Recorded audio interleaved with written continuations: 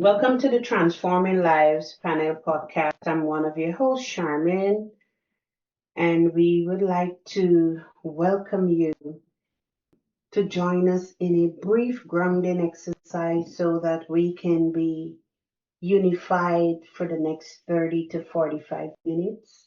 If you'll join me in taking a deep breath in through your nose and out through your mouth. And as you take that breath in, just hold it at the top and exhale and let go of the tension, the stress, anything that did not serve you today. Take another deep breath in and let go of the things that you have to do, the things that need to be done, the things that are scheduled, and just be present with us. Take another deep breath in and pay attention to that breath. And we are so privileged that we can do this. And on your exhale, just relax and join us as we spend the next 30 to 45 minutes with Craig Colby, who is an award-winning executive producer, showrunner, director, and writer who makes highly related television programs seen around the world. His work has been seen on Discovery Channel, BBC Earth, Smithsonian Channel, CTV, and TSN, to name a few. Currently, Craig owns Colby Vision, a video production and consulting company, and is the author of the multiple award-winning book, All Caps: Stories That Justify an Outrageous Hat Collection. Welcome, Craig, to the Thank you, Charmin. Transforming Lives panel podcast. Thank you, Charmin. Thank you, Mitzi. Awesome. It is great to have you here, Craig. I've known Craig since we met at a networking group during COVID. So we became COVID buddies, and he has a really interesting story, and he is just a great person. So I thought it would be wonderful to have him on our podcast and share some of his very interesting and exciting work. Well, thank you for having me on your show. Thanks so much. So, Craig, why don't you tell us a little bit, give us a little bit of your background and sort of how you got into the film industry and any other things that you think might, tell us your journey, your story. Well, I would say my television journey, my production journey started really in high school when my best friend Dave and I started doing the school announcements. And rather than take little scraps of paper and read things, I would carry home this 20-pound reel-to-reel. I carried a mile home, set it up behind the couch next to the stereo, and we would write little plays and scripts, and we would drop the needle on records, and start and stop the tape until we had a little production. It was the first thing that I produced with my friend, and they turned out to be very popular with our classmates. So I didn't really know that I was laying the groundwork for my career then, but I loved it. So I got into university in communications studies and English literature. I got a combined honors in that, and then a business degree. And then I started stumping for work. Sent letters and audition tapes to every television station and radio station in Canada. Got on with the radio station in Welland. That didn't go so well, but I'd been interviewing with TSN Sports Network for about a year before I was hired in January '89. I was there for 5 years, and then I went to the Discovery Channel when they launched in 1995. I was with them for 10 years, really learned how to produce documentary work there. By the time I left, I had the highest rated television series in the history of the channel to that point, fifth highest rated program of any type, highest rated Canadian program. And I went independent for a year until my favorite bosses from Discovery and TSN launched the first 4 high definition channels in Canada. And they brought me on to be their director of production. And I was with them for 6 years until they sold the company for an outrageous gobs of money. And I am so happy they did. They were my favorite bosses. They mortgaged their houses to get it. The company that bought us, I stayed with them for another 5 years, Blue Ant Media. And I was the director, I was the executive producer for Love Nature programming, nature programming.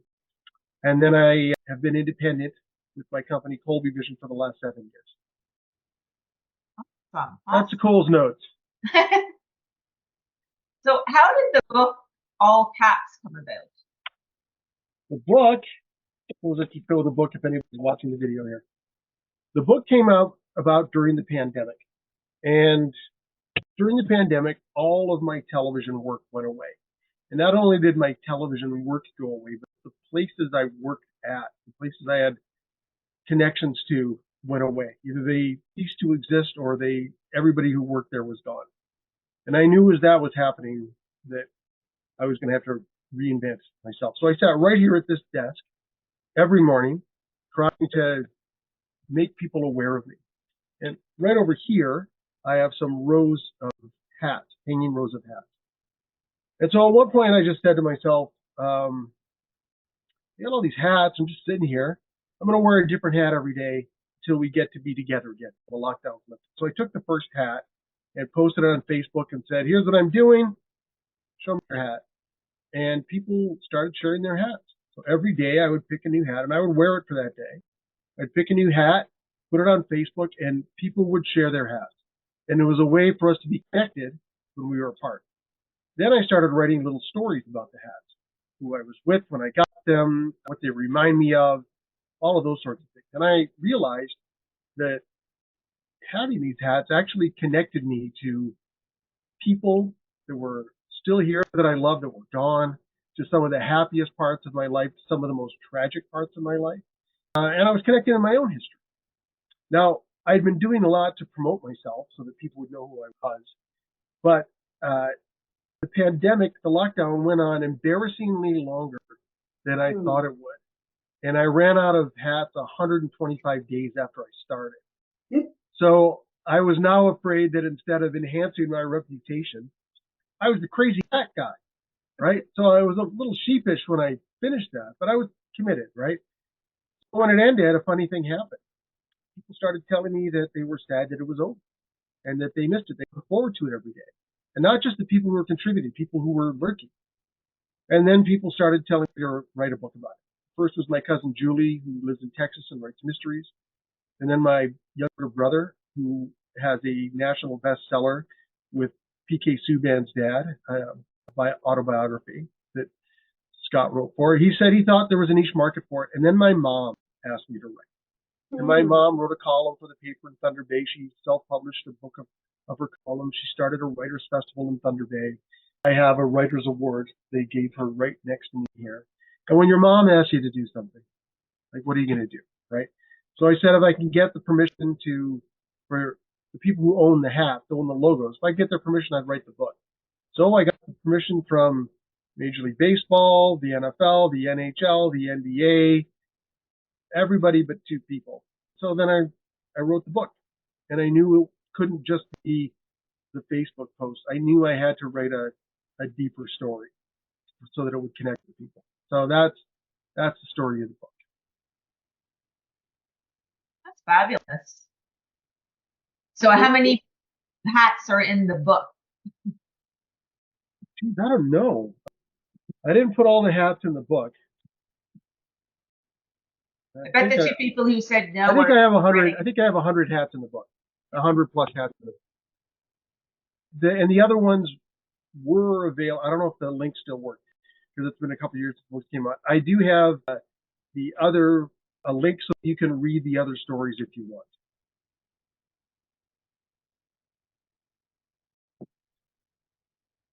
I would like to thank you for that hat story.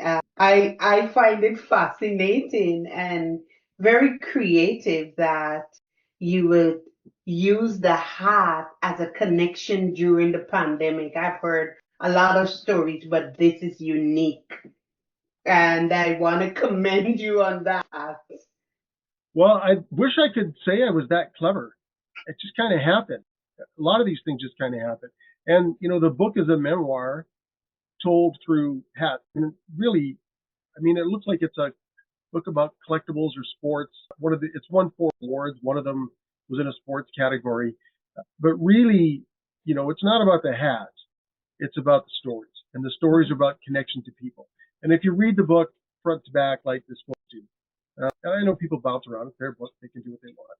But really, it's a journey about finding connection and finding out what's most important in your life. And it's a Trojan horse. I've hidden that deliberately because I think there are a lot of guys in my age group who may not have done the introspection that would benefit them. So I was hiding the broccoli. Wow. Oh, I love it. I really do. Is it available in Audible? Not yet. No. Okay. Okay. No. People have asked me about that. I'm busy writing my second book. Once that's out, I would really, because I've worked in television, I know how to do that stuff, but it's going to take me a week to do it right. And I just haven't had the week. Okay. On that note, after mentioning television, I just want to go back to your genesis of production. Sure. When you entered the production space, was that your target? Was that your focus? Was that the part of television that you choose at that time, or did it choose you? Oh, I chose it. I definitely chose it. The jobs that I performed in the media eventually chose me. I went in to be an on-air announcer. My job in radio was reading the news and reporting.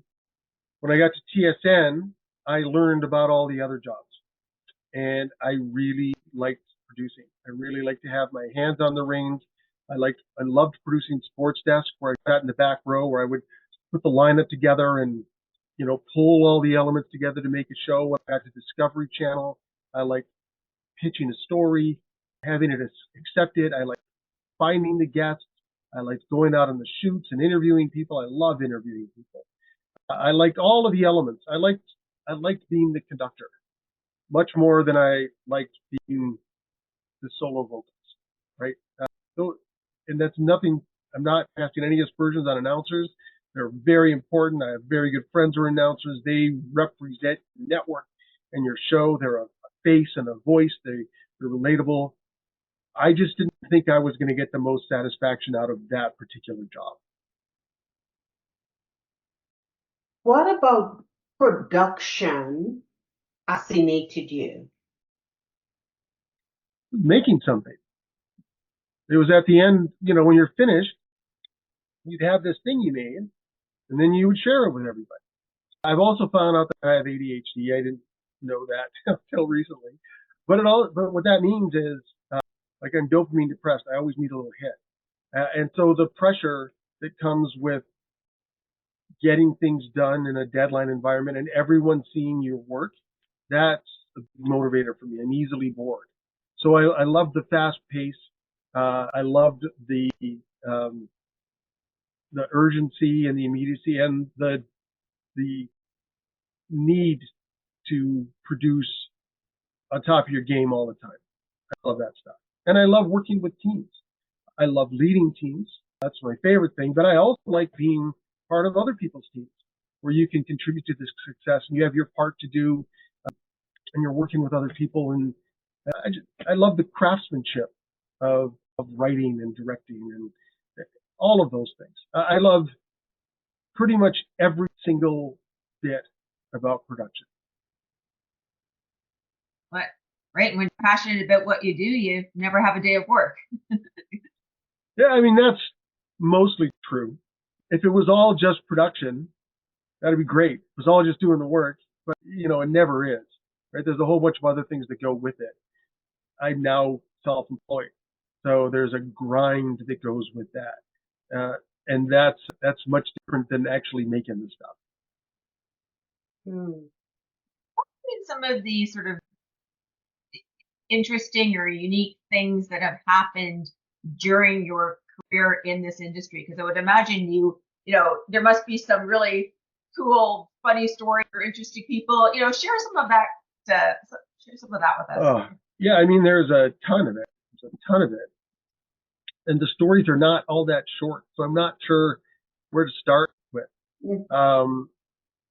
One of the stories that's in the book was when I was at Discovery Channel. We worked very closely with the Canadian Space Agency, and they were sending an astronaut, Bjarne Tryggvason, into space. It was going to be his first mission. So they wanted to publicize that. So they were inviting media to go to Cleveland and do a flight on parabolic flights on an airplane that is like the Vomit Comet. Have you heard of the Vomit Comet? The Vomit Comet flies out of Houston. It's what they shot Apollo 13 on. So that's the actual Vomit Comet. This was like another Vomit. So you had to get an airplane, and it goes up like this. It's like a roller coaster. It goes up on the roller coaster, and you're pulling 2 Gs. And then you go over the top, and the whole plane falls, and everything inside it falls. Because you're falling in a contained space, it doesn't feel like you're falling. It feels like you're weightless. And you do that for 20 seconds. So we were invited to go on that. I went with Jill Deacon, who was our host of the show. She had just started. She's a CBC radio host for years on the radio. So we were on that. And, of course, it's called the Vomit Comet for a reason, right?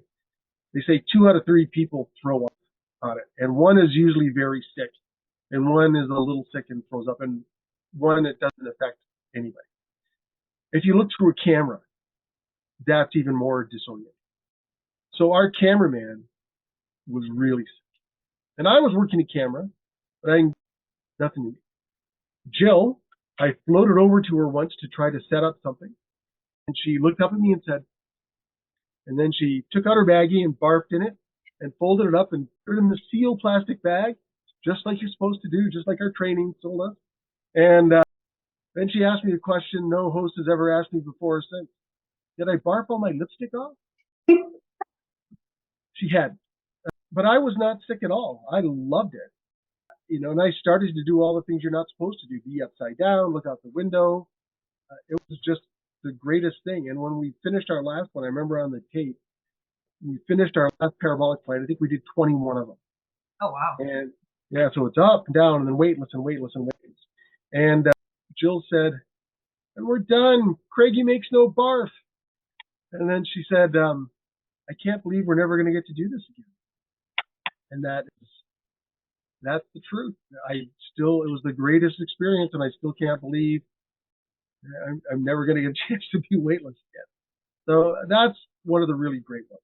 I also got to meet my boyhood baseball idol when I worked at TSN. I arranged an interview with him and stood behind the batting cage. I called him up in the morning. Once the story was approved, he was at the Skydome Hotel. I called the front of the Skydome Hotel and asked for Al Kaline, Detroit Tiger Hall of Fame. I didn't say Detroit Tiger Hall of Fame. I just said it. And they put me through to his room. It was that easy. And he picked up the phone and he's talking to me. And I asked him for an interview, and he said, sure, well, meet me behind the batting cage at 6 o'clock. So it was like 11 o'clock in the morning. And I had actually called from the Skydome Hotel just hoping. I was ready to go. I had taped my bag. I was dressed in a shirt and tie. And I called the office and said, get my press pass right away. And they said, oh, okay. So I got my press pass. I went and got it right away, and I stood down on the field at then Skydome. Now, the media does not arrive at 12:30 for a 7 o'clock game. So it's just me standing there as the grounds crew's building the mound, and Jack Morris, pitcher for the Tigers, came out and warmed up, and he's looking at me like, what the hell are you doing here? And I just stood there the whole time and waited for Al Kaline, And one of my colleagues came up and asked what I was doing, and I told him he was excited for me because they knew what it meant. And I just waited. I stood behind the batter's cage and I watched the Tigers dugout. 6 o'clock comes, no Al Kaline. 6:05 comes, no Al Kaline. 6:10 comes, no Al Kaline. My friend came up and said to me, "You should go check." I said, "No, Al Kaline told me he'd be here. He's going to be here. The media has to be off the field at 6:35. I think we had 7:30 game. So at 6:15, up out of the dugout comes Al Kaline. And I take a step forward. I see him looking around, and I stop and I think, right now, Al Kaline is wondering, where's Craig Colby? Al Kaline is looking for me. So I walked up and I stuck out my hand and said, "Mr. Kaline, I'm Craig Colby." And he said, "Oh, I was just looking for you," which is about as good as it gets. And we went and we did the interview. We chit-chatted. He'd come from Baltimore. I knew his family was from there. We did the interview. He's significantly taller than me. So when it came time to talk to me, he looked at me when I asked the question, and then he gave me an eye line just off camera, like a total pro, when he answered the question. We had a great interview. Shook his hand and thanked him. So I had carried his baseball card in my wallet for years, just hoping I could meet him at some point. But I didn't want to ruin a perfect professional interaction with him. So I just had that moment where Al Kaline was looking for me. We were professional colleagues in a way. Shook my hand and thanked him. That was a pretty good day at work. You know, that is such a fabulous story, but it's fabulous for a lot of reasons, because it really talks to the, just take a risk. Pick up the phone and call. You never know what's going to happen. Like, what do you have to lose, right? You call and you get through to him. Most people wouldn't have the guts or courage to make that. Being prepared and ready. You had everything in your car ready so that if you managed to get it through, you could take action right away and make it happen, right? They say, luck is when opportunity meets preparation. And that. Well, making that call is my job, right? And I made that call a lot for different people. The only thing that made it different this time is he was Mr. Tiger, right? That was his nickname. His nickname was the franchise, Mr. Tiger, and I am a huge diehard Tiger fan. That was the only different variable there. And most people shouldn't call the Skydome Hotel and ask for somebody if you don't have any reason to call them. So that part was just doing my job, but it was doing my job in a way that satisfied the young sports fan in me. Thank you so much for sharing that. But I want to take you to your creative process, because this year I wrote a script, and we had a table read. So when I read your bio, I am so fascinated to ask questions about your creative process. Um, can you just walk us through briefly the process when you're developing a new show? Yeah, actually, this is something that I've taught people in the past. The first process is to come up with the idea. There are a million ideas, right? There's no shortage of ideas. At the same time, in television, there's a saying, there are only 12 ideas, right? There really aren't that many different formats and ways of doing things, but you can mix them around. So you come up with your idea. That's number one. Then you have to do a little research on the idea to make sure it's a show. And then you have to get access. So once you have those three things put together, access to where you need it. And sometimes people skip the access. Sometimes people will come back that way. Then you go and you pitch it to somebody who will pay for it, right? You go to a broadcaster or a distributor. And for people like me who are really small independents, you might go to a production company and they will take it to the broadcaster. But then you basically go look for money. Once people say, yeah, I want to buy this, then you do the research for the show. And there, depending on the type of show, there's two ways you can do this. You either write a script and then you go shoot it. That's drama. And that's some of the types of shows I've done in the past. Or then you go and you shoot it and then you write the script. Really kind of depends on how that works. And the times you would shoot it is if you're doing interviews, so that you can work the interviews in. There are shows that have reenactments where you write the script for the reenactment, you go to the interviews, you put that together. But that's the process. You research it, then you make it. But for the purpose of what I'm doing, for the most part, what I've done is you shoot it and then you write it. You can do an outline, a shooting script. Once you have the materials, you have the pictures and the script, or the interviews, then you put those together. After you've written it, you take it to an editor.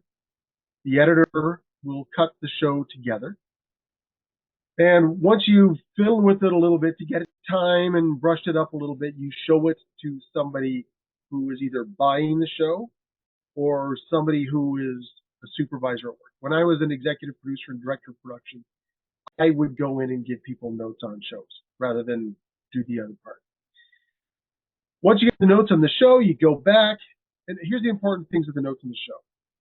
That is somebody, ideally, who has an expertise in this area, who is coming at it with fresh eyes to let you know if it's working. Because once you're that far in the weeds, you've lost some sensitivity. You don't know what's working or not. This is why comedians test out their material on audiences that they'll just walk into a club and test material. This is why movie studios do test screening. And what I'm doing working, right? For my book, I had 7 test readers, and they told me things. All of them helped. So once you get that feedback, you go and you make it. You implement the changes. You send out what's then called a fine cut. The fine cut gets hopefully fewer notes, and there can be a number of fine cuts. For the purpose of this discussion, we'll say there's one rough cut, one fine cut, and then you take your fine cut notes and you send it out one more time, and people say, okay.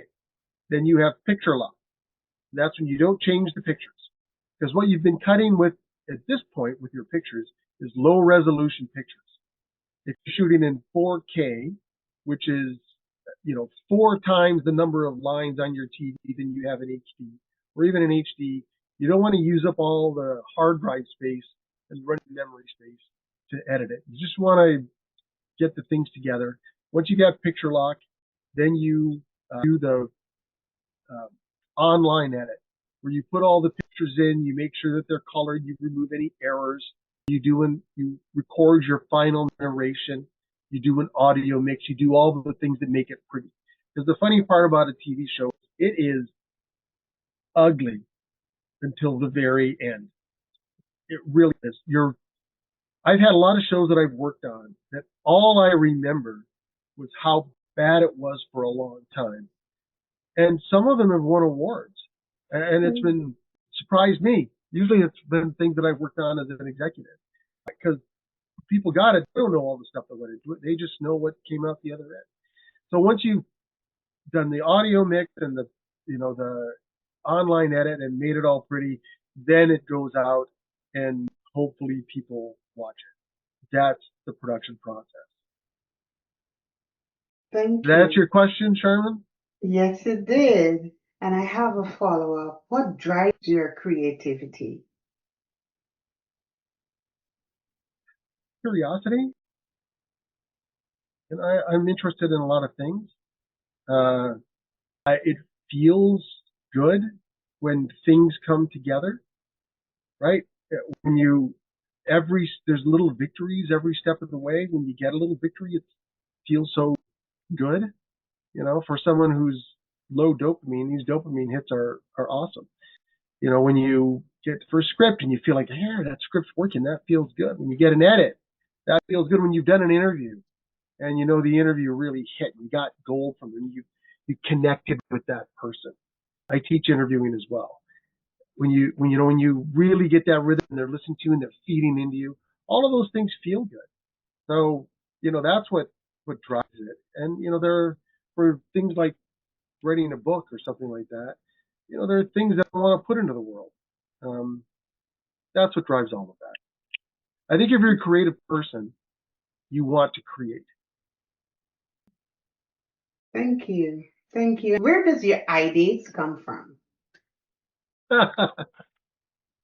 Nobody knows where ideas come from. I heard Bruce Springsteen talking about that today. Mitzi may know that I'm a huge Bruce Springsteen fan. They just kind of flow in and out. You learn to look for them, right? Like the hat book, I didn't think I should write a book about hats, and that's what it should be. That just kind of happened. You build off your experience. The next book, the series of short stories based on experiences I had. And when you have these experiences, once you learn how to tell a story, you go, I need to write that down. I want to preserve that experience while it's fresh in my mind. So that's just a matter of these things happening to you and thinking about them, reflecting about them. And for me, those stories have to have another level to them. They have to be some humanistic takeaway.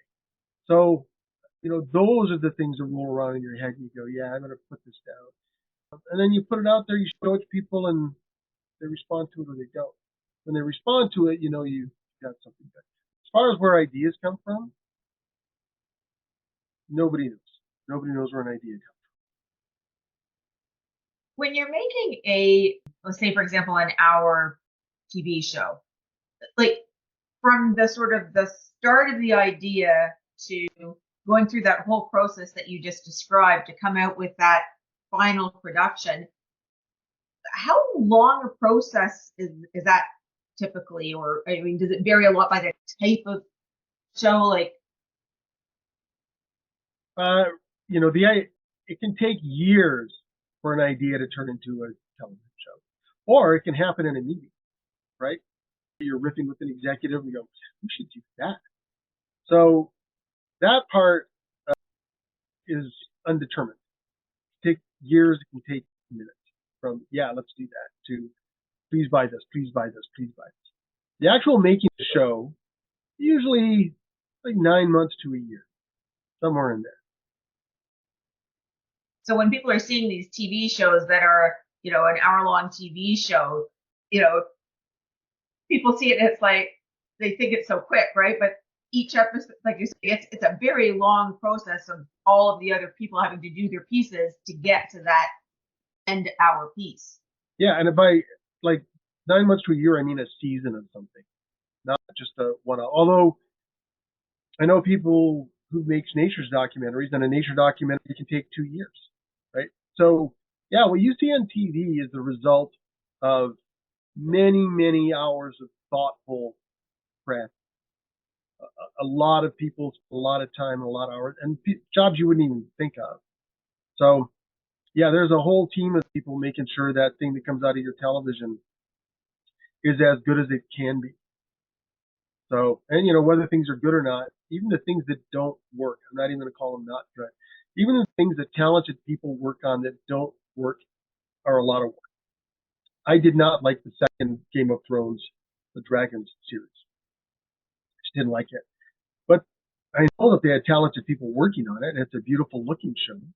So, even though that wasn't for me, I respect the craftsmanship that went into it.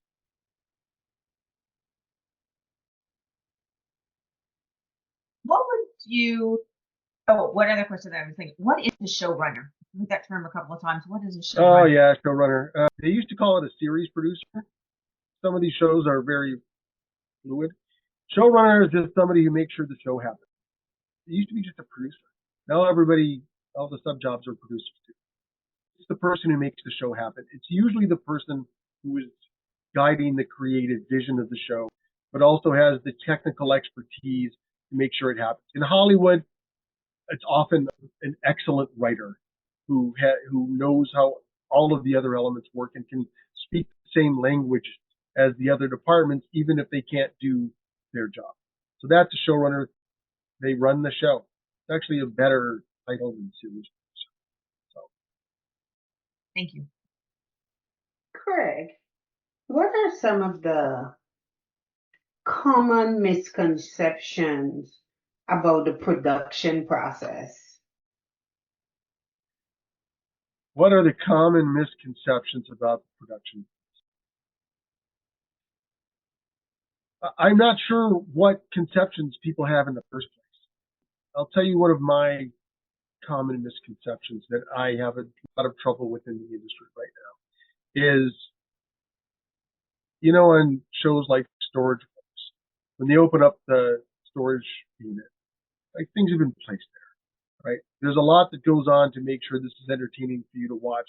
It isn't strictly the way it actually happened. That troubles me. I've been a bit of an evangelist in this area, and I think it's probably cost me work.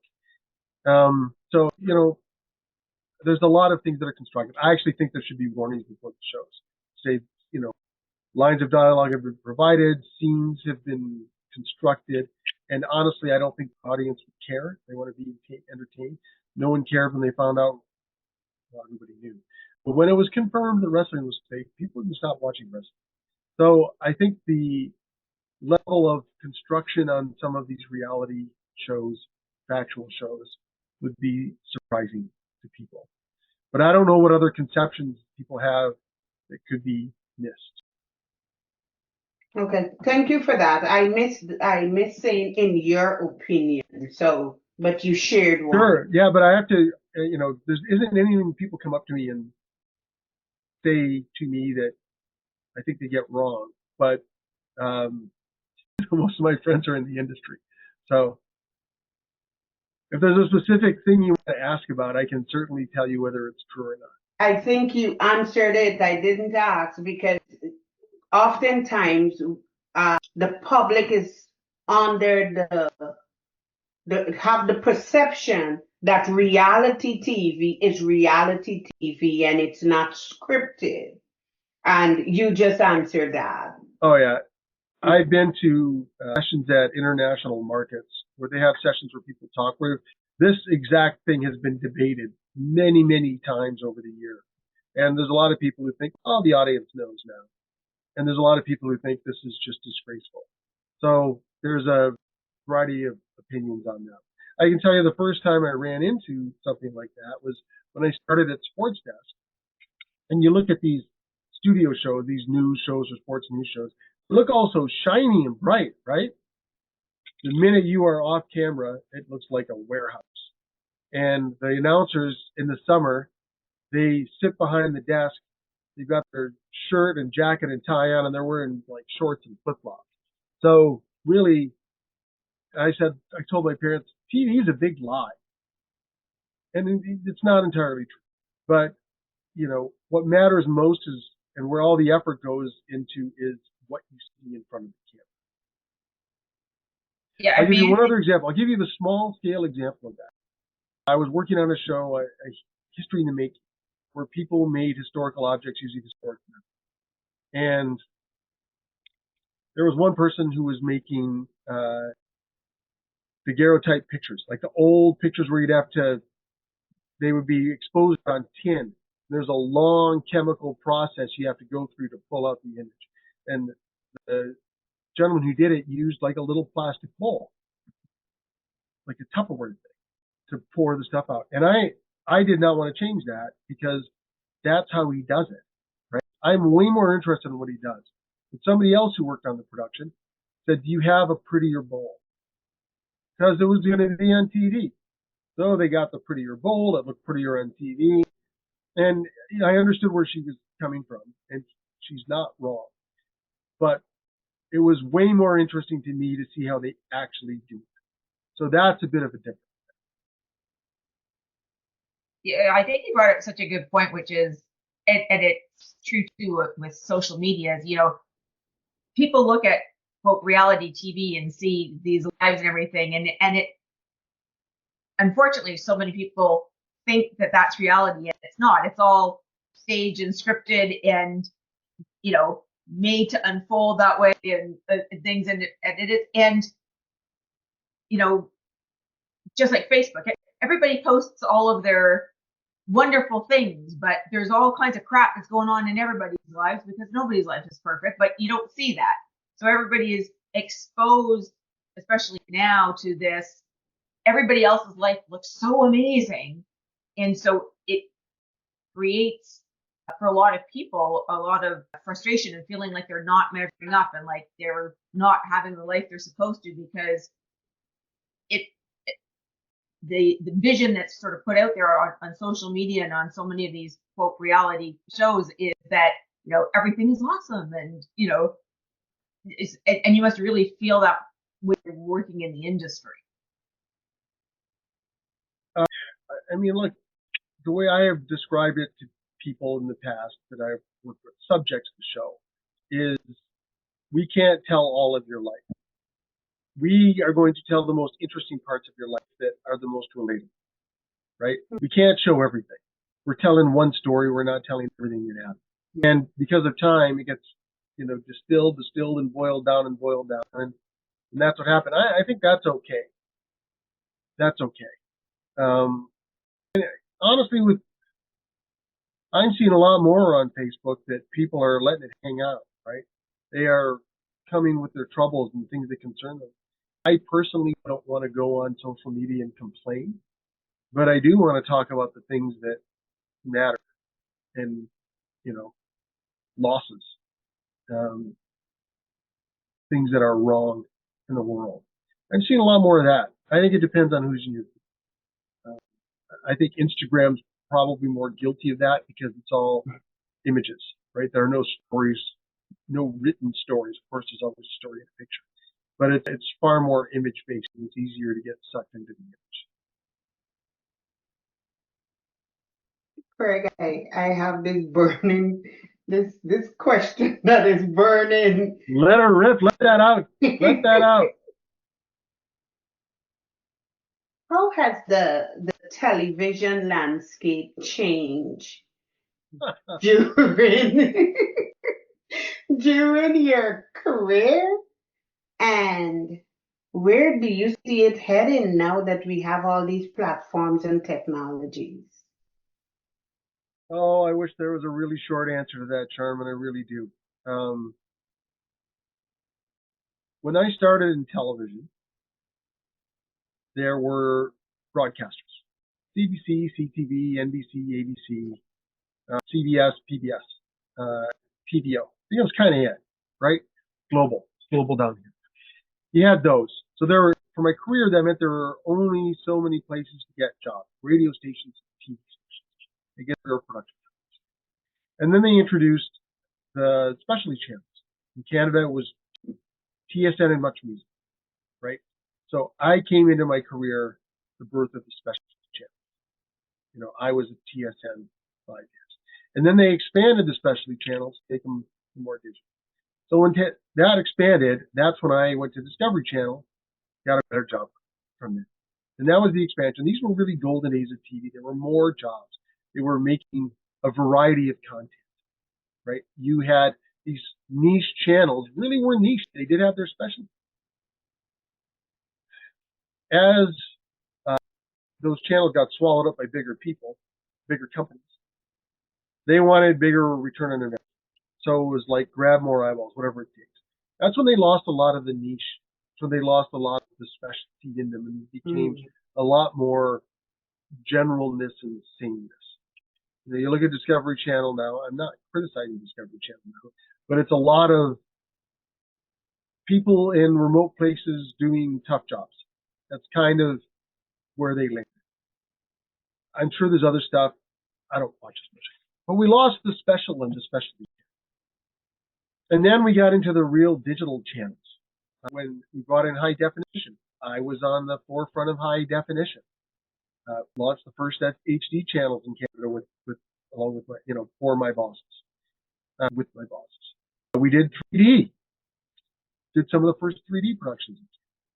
So we got that space, right? And then we started getting into 4K, which was, more digital. When I was with the company Blue Ant, we tried to launch a streaming service. Didn't work so well in that case. But as the streaming services came in, they started to carve into the funding that went to the broadcasters.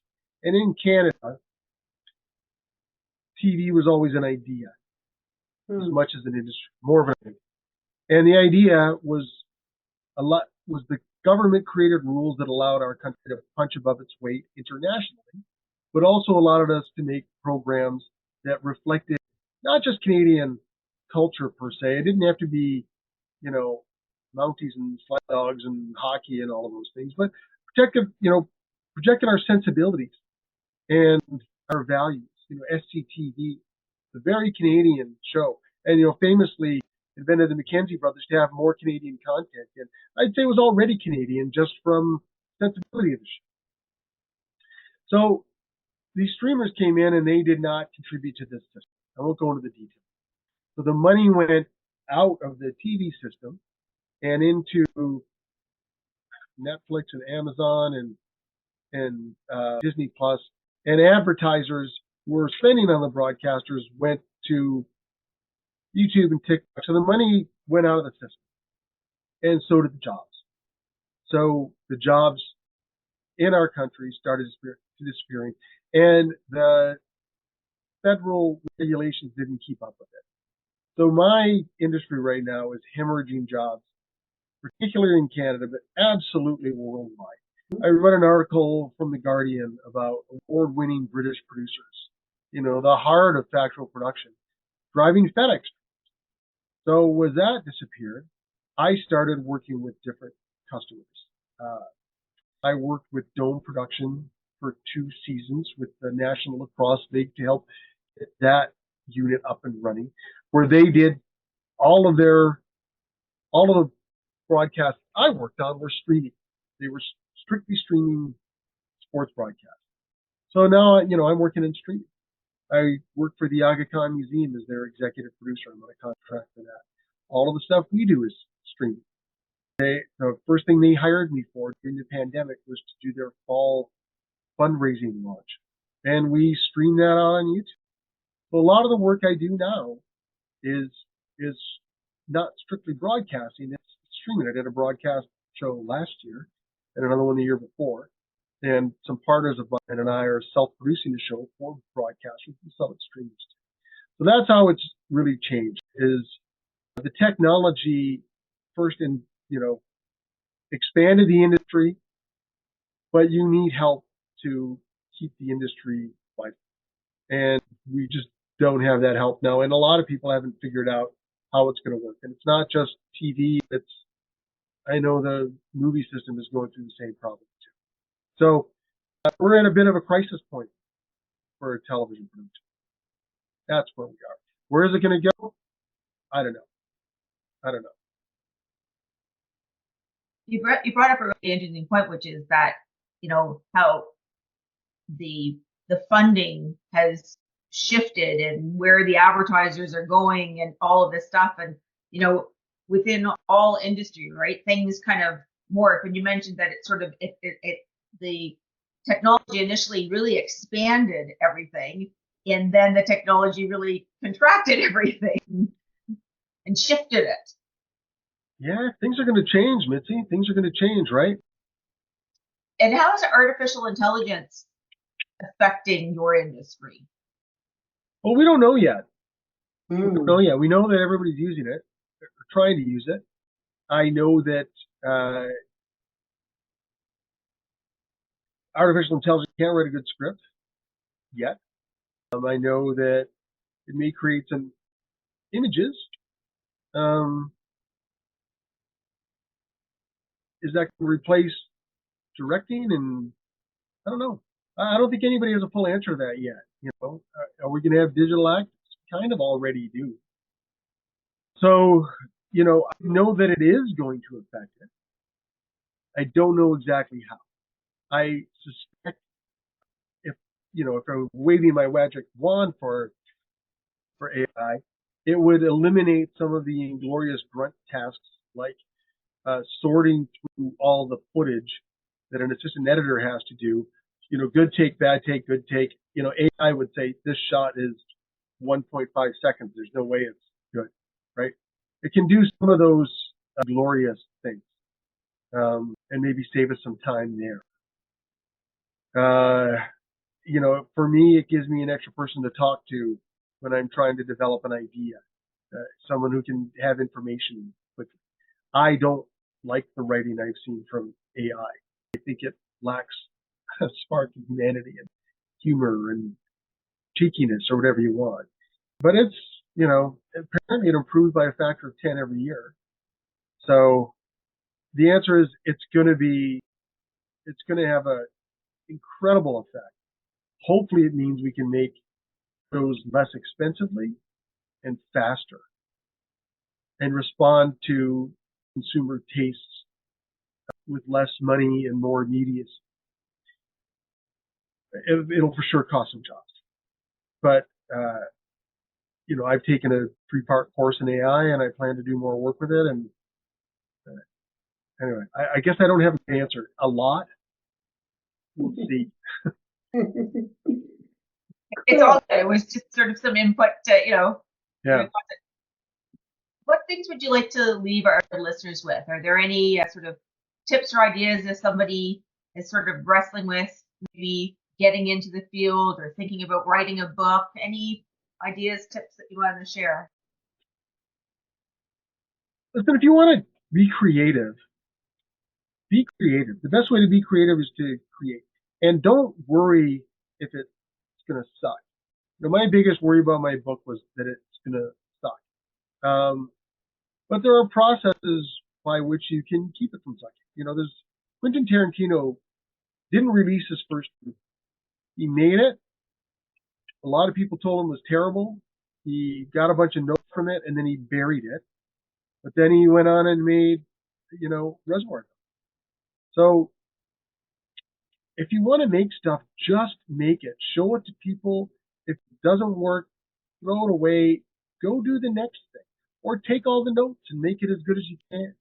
But if you want to be creative, create. Learn as much as you can about how to do it so you can avoid mistakes a bunch of people already made. Get some training, get some feedback, but just keep doing it. If it sucks, that's okay. It's okay if it's not great. It probably isn't going to be right away. It will never be good unless you start doing it. So if you want to be creative, be creative. Enjoy the process. Learn from it. Make a painting. Create a little movie with your kids, with your phone, with your friends, whatever it is. If you want to be creative, do it. It's never, ever, ever been easier to do than it is right now. So make your movie, write your play, write a book, do a painting. Be creative. Do it for yourself first. Most people who've made something good do it to express something that they want to put into the world. So do that. And then get feedback. Well, it hurts. Everybody, Oscar Wilde said, I can take any feedback as long as it's unqualified praise. But he was joking, right? Like you need feedback. So make it, get feedback, make more. That's awesome. Thank you so much for taking time spending with us. How can people get your book? Where can people get in touch with you if they want to find out about the industry? Well, you can get my book through Indigo and Amazon. I know it's for anybody in Toronto, it's at the Eaton Centre and at Yonge and Eglinton. On my website, colbyvision.net, you'll find links to the book. You'll find ways to contact me. You'll see samples of my work. So colbyvision.net is the way to find me. I also have a blog in there that you can read different things I've written to decide whether you like the way I write and you like my book. And if you want someone to create high-end quality production for you or even tell you how to tell your own story, you can find ways to reach me through colbyvision.net. Wonderful. Thank you. Thank you for your time. Thank you so much. This was good. Okay. Awesome. Yep. Thank you, Craig. Yeah.